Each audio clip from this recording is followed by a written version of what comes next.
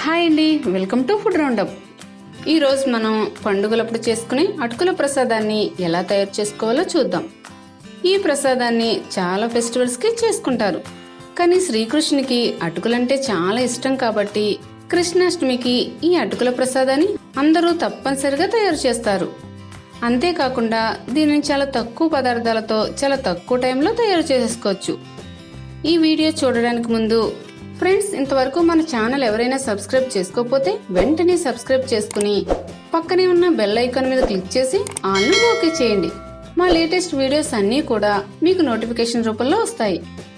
దీని తయారీ కోసం 1 కప్పు అటుకులను తీసుకుని జల్లించుకుందాం. ఇలా జల్లించుకోవడం వల్ల డస్ట్ కానీ చిన్న ముక్కలు కానీ ఉంటే సపరేట్ అయిపోతాయి. జల్లించుకున్న అటుకులను ఒక మిక్సింగ్ బౌల్లోకి వేసుకుని ఇందులో కాచి చల్లార్చిన పాలను కొద్దిగా వేసుకుంటూ కలుపుకోవాలి.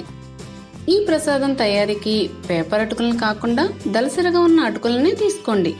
పేపర్ అటుకులైతే తొందరగా మెత్తబడిపోయి ముద్దలా అయిపోతాయి. అలా అయితే ప్రసాదం బాగోదు. ఈ అటుకులను కలుపుకోవడానికి 1 కప్పు పాలు వరకు పడతాయి. అటుకులు పీల్చేంత వరకు పాలు వేసుకుంటే సరిపోతుంది, మరీ ఎక్కువగా వేసుకోకండి. వీటిని పక్కన పెట్టుకుని స్టవ్ మీద మూకుడిలో కొద్దిగా నెయ్యి వేసుకుని అది హీట్ అయిన తర్వాత కొద్దిగా జీడిపప్పు, కొద్దిగా బాదం పప్పు, కొద్దిగా కిస్మిస్ వేసుకుని దోరగా వేయించుకోవాలి. నెయ్యిని బాగా హీట్ అయిపోనివ్వకుండా గోరువెచ్చగా ఉన్నప్పుడే వీటిని వేసుకుని స్టవ్ లో ఫ్లేమ్లో పెట్టుకుని వేయించుకోవాలి, లేకపోతే తొందరగా మాడిపోతాయి. దోరగా వేగిన వీటిని బయటకు తీసేసుకోండి. ఇప్పుడు స్టవ్ మీద పాన్లో 1/2 కప్పు బెల్లం వేసుకుని కొద్దిగా వాటర్ వేసుకుని కరగనివ్వాలి.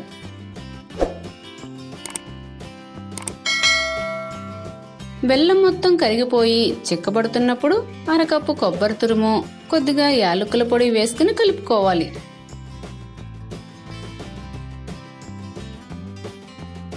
తరువాత పాలు కలిపి పెట్టుకున్న అటుకులను వేసుకుని కలుపుకోవాలి. ఈ అటుకుల మొత్తానికి బెల్లం పాకం పట్టేలా చూసుకోండి. వేయించి పెట్టుకున్న డ్రై ఫ్రూట్స్ వేసుకుని మొత్తం కూడా బాగా కలిసేలా మరొక్కసారి కలుపుకోవాలి. వీటిలో పాలు బెల్లం వేసుకున్నాం కాబట్టి చాలా రుచిగా ఉంటాయి. చూసారా, చాలా సింపుల్గా తక్కువ టైంలోనే అటుకుల ప్రసాదం రెడీ చేసేసుకున్నాం. ఇది పండుగలప్పుడనే కాకుండా అప్పుడప్పుడు స్నాక్స్ లా కూడా చేసుకోవచ్చు. చాలా రుచిగా ఉంటుంది కాబట్టి పిల్లలైతే మరీ ఇష్టంగా తినేస్తారు. పైగా ఆరోగ్యానికి చాలా బలం కూడా. ఈ అటుకుల ప్రసాదాన్ని మీరు కూడా తయారు చేసుకుని టేస్ట్ చేసి మీ అభిప్రాయాలు మా కామెంట్స్ రూపంలో తెలియచేయండి. ఈ వీడియో మీకు నచ్చినట్లయితే లైక్ చేయండి, షేర్ చేయండి. మరిన్ని మా వీడియోల కోసం ఫుడ్ రౌండప్ ఛానల్ ని సబ్స్క్రైబ్ చేయడం మర్చిపోకండి.